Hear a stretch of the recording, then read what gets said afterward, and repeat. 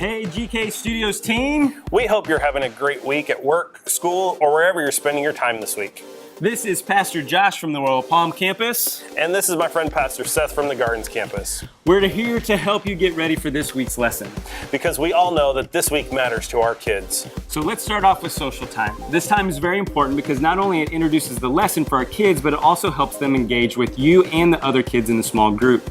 The first activity is the early arriver idea. As kids first start to gather at your small group table, hand them an index card or a scrap of paper and ask them to write down their favorite animal on one side. You should also write down an animal on your card, but make sure that you write sheep as your animal. I wrote down donkey on my paper. I said sheep on your paper. Now, once your kids have written down their animal, collect the cards and shuffle them. Don't worry, you can always add new cards as kids continue to join your group. After they are shuffled, have each kid take a card and then go around each table, having each kid make the sound for the animal written on their card. Continue going around the table until all kids have a chance to make an animal noise, including the sheep sound. Moo. So, next we're going to play Sheep Shuffle, which is basically a game of the classic Guess the Cup game. You'll have one cotton ball representing a sheep and 3 cups. Place the cotton ball on the table and put the 3 cups open side down on the table in a line, making sure to cover the cotton ball with one of the cups. Make sure the kids see which cup the cotton ball is under. Then, you'll start to shuffle the cups by sliding them around each other on the table. After shuffling for a few times, put the cups back in a line and let the kids guess which cup has the cotton ball. Once everyone's had a chance to guess, reveal where the cotton ball is. Then, one of the kids who guessed correctly, let them play and mix up the cups the next time. Before it's time to gather for worship, make sure to mention that the cotton ball reminds you of a sheep, and we'll be hearing about a sheep in our lesson today. I think it's in that one. Hey, all right. All right, now it's time to talk about circle group time. We want to make sure that you try to do both activities, but if you can only do one, make sure it's this one, the no, no, yes. Basically, it's a game of duck, duck, goose.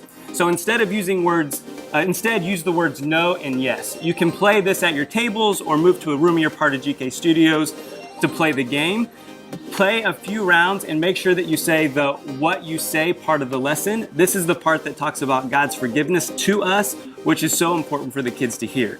You can also take a moment to tell a personal story of a time you asked God to forgive you of something that you've done and how you got peace from it. It's good. The next activity is called Where's My Sheep? First, take a minute to ask the 4 questions about the Bible story to your kids. Then it's time for the activity. Here you'll use 1 cotton ball for the group. You'll select 1 kid to be the shepherd. If you moved away from your table for the previous game, then the shepherd should stand in the middle of your group. If you're sitting at your table still, then they can stand a few steps away from the table until they're ready. In either instance, the shepherd needs to close his eyes while you hand the cotton ball to another kid in your group. All the kids will then place their hands behind their backs, and the shepherd gets 3 chances to guess who has the cotton ball. If you have a smaller group of maybe 4 or 5 kids, only give the shepherd 2 guesses. If the shepherd guesses correctly, the kid with the cotton ball becomes the next shepherd. If they don't get it right, you choose who the next shepherd will be. I choose Pikachu. What? Wrong game. Wrong game. Finally, it's time to talk about prayer. During prayer time, give each of the kids at your table a cotton ball and ask them what it represents from today's story and what it means to them, in their own words though. Then have your kids huddle together, either around the table or standing in a separate space, like a football huddle together. Pray with the kids and remind them to forgive others this week, and then go ahead and pray with them. Yeah, and that's it. It's pretty simple, but it's impactful activities that'll help your kids walk away knowing that God forgives them. So thank you all so much for the investment you're making in the lives of the boys and girls each week. As you spend time getting to know these kids and helping them learn about God, you're forever changing their story into a God story. That's right. Have a great week. See ya. Oh, stop.